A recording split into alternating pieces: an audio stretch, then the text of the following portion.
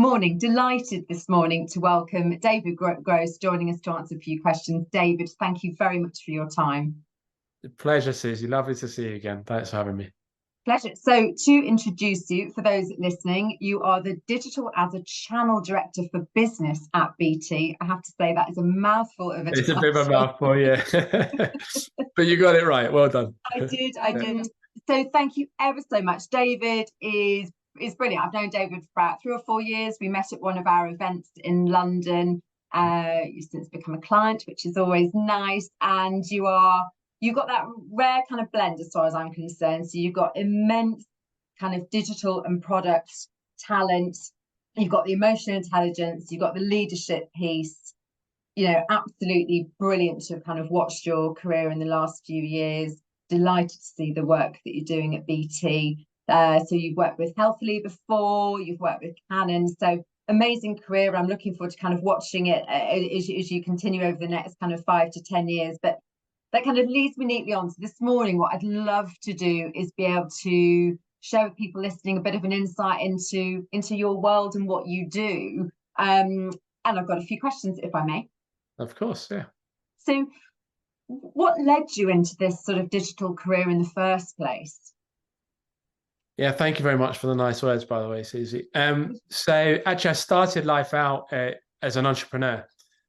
So I built the first ever betting comparison business, and we started back in 1999. So really early in the dot-com era, when startups were not as prevalent as they are today. And a lot of the skills I've developed through the career were rooted in that experience. So if I think of what does it take to be a great product leader at a company of any size, there's a few things that really spring to mind. So there's an element of product strategy and vision. Where are we headed with the product that we're responsible for, and how do we bring others on the journey? So there's a big strategy element. There's an element where we've got to really deeply understand the customer, how they're using the product today, all the analytics around that, what it is they really want through qualitative work. There's a problem-solving element that any product leader always faces about how to go about building the product of the future or solving the customer problems they're presented with. And then there's always how do we deliver outcomes when risks and unknown things come to light.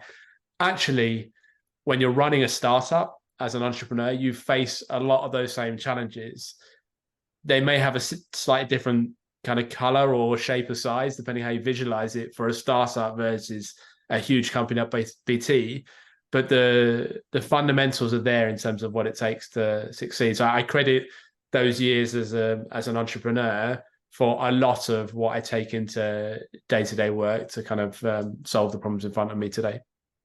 Yeah, that makes a lot of sense. And you mentioned about product, and obviously growth is another element, and those are product and growth are two areas that you're clearly really passionate about. How did they manifest in your day-to-day life and the role that you do? Yeah, so I mean, I think if I think of my day-to-day life at work, that's it's a lot of that is around organizational challenge. It's bringing that same mindset about taking people on a journey, and having to solve hard problems and deliver outcomes under pressure to a highly organizational context, which is typical for a large company because of the myriad of stakeholders, different areas that can potentially either block your success or accelerate your success. That's very much the case at BT. So my role, as you said earlier, is within business, which is the name we have for our B2B unit. But actually only a few months ago, we had 2 B2B units. So we've just gone through merging what was previously enterprise, which was the UK B2B business, and global, which was then, roughly speaking, the non-UK, the global B2B business. We brought them together as one unit. That is bringing tremendous growth opportunity for us, both EBITDA opportunity, but also combining the best talents from the 2 businesses to accelerate what we deliver for the customer. Huge opportunity, but an even more complex set of challenges in terms of new stakeholders, new structures. How do we get the ways of working between digital product and telco product, the ways of working between marketing and digital, commercial, marketing, digital, huge opportunities, but tremendous challenges to solve. So I take a lot of what I said earlier into that, organizational foundation in order that we can then accelerate what we deliver from a product point of view and for the customer. That's the business element. On the personal side, I balance, quite a demanding career. I do advisory work as well as my day-to-day work. And I also have 4 kids, ranging from 10 to 1. And I have my 5-year-old, my boy just turned 5 a few days ago, has Down syndrome as well. So we have lots of color and vibrancy. I love my family life. It also brings, huge opportunity for excitement, but huge challenges day to day, including those of having a little boy with special needs and knowing nothing about that before he was born, or the journey we go on. And I like to think I'm one guy at work or at home, but those same attributes hopefully help me in both contexts. Yes, I would imagine so. And you were talking there in terms of the work context, that there are challenges, there are opportunities.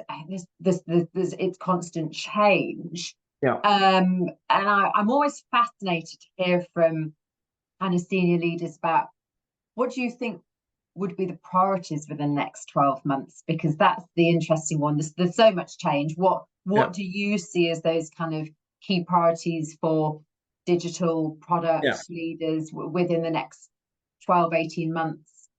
Yeah, I mean, for me, there's one standout priority, and it adds huge opportunity, but also complexity, and that's Gen AI. So I'm sure any product leader, and also people just who are like yourself, who are involved in digital, you're very hands-on in terms of understanding the market and the dynamics. The first time any of us used ChatGPT, I had the same feeling as the first time I used Google Web Search, or the first time, the first iPhone I ordered and opening it and seeing, the kind of almost generational technology shift that was implied. You feel it immediately. And that's definitely the case with Gen AI. So for leaders and myself, you've got all those organizational complexity to navigate in terms of delivering a new agenda for a merged organization. But this shift in technology asks a different layer of questions of all of us, of how do we integrate that into accelerating existing plans, but also forming new product plans that naturally fit for how customer habits are likely to change as a result of the technology, how the market's going to change as a result of technology. So I and my fellows at BT, from Harmeen down, we're giving that a lot of mental space to try and absorb and work out where do we go with it and how do we accelerate using Gen AI. We'll see structural changes to accommodate generational AI coming into the work environment. Not, I wouldn't necessarily say that much in the 12 to 18 month time window. I would say structurally, a lot of things will change quite quick. So I think quite a lot of things will change in terms of propositions for customer and habits for customer, potentially, depending on the pace of adoption industry-wide. Typically, that doesn't necessarily lead to structural change. The structural change tends to lag behind. So I don't know. It could be that from, in 3 or 4 years' time, for example, the roles that I've typically done, which would be more on the, on chief digital or VP product or these types of, broad digital roles, they've tended to be segmented from data and AI roles, especially at large organizations. We might see those two things coming together because there's so much more opportunity that doesn't necessarily require high technical background. It becomes much more strategic in terms of how do we utilize the technology. Interesting. Well, we're certainly going to see a lot of change over the next few years, that's for sure, in all these areas. Dave, thank you. That's been a great insight. Just to kind of finish off, your as I say, your emotional intelligence is so high. You've got great leadership. I'm sure you've been given lots of advice over the years that you've taken on board. Have you got any advice that you would be willing to share with people listening? I have loads. I do a lot of. I'll limit you to 2 or 3. I'm the beneficiary of a lot of great mentoring inside and outside of work, and I like to offer the same and try to get involved in helping others. But I only really go based on my view of how to help people is not ideas and opinions. It's based on the experience that each of us has in our life overall. And I think the biggest differentiator in terms of my experience is having that duality of having worked, run my own businesses, including a consulting business as well, but my own business for a long part of my career, and now having a few years of experience in the world of large business. I've navigated and worked in those two worlds. So I think a couple of things that jump out for me are it's so important in order to succeed in any role, to understand the context of the organization you're working with, especially if you go through a very big change journey. So a lot of the same ingredients that can help you succeed at a startup will be the same at a large corporate, but the culture, and understanding and digesting the culture and how things work and how to apply those talents in order to deliver outcomes is very different. I think a lot of it's probably your positive mindset as well. I'm a big believer in it's all about mindset. And you, I don't know if it's something you actively work on or something that you clearly have worked on over the years, but you clearly have a really positive mindset, and it comes across, you can tell. Yeah, I'm probably a little bit from background, so a lot of thanks to family members and other people who helped me along the way. But I do you pick up, it's true. I work on it very actively. There's a number of things I do in terms of personal habits on a daily basis to stay centered and positive despite whatever obstacles are in front of me. So I do exactly the same. And for anyone else setting out on that journey who doesn't, well, I've got millions of book suggestions, so feel free for people to contact me. But good habits, I'm sure you're an early bird. I'm up at 6 every morning. I have specific routines. Everything runs on rails. I'm the captain of organization, but it's all about positive thinking. Yeah, and I think having a breadth of sources for taking in, those mindset elements. Someone like Eckhart Tolle talks more about, the importance of presence and how that drives, and I use that a lot in data, how to drive, and really focus on connection with others and staying present in the moment.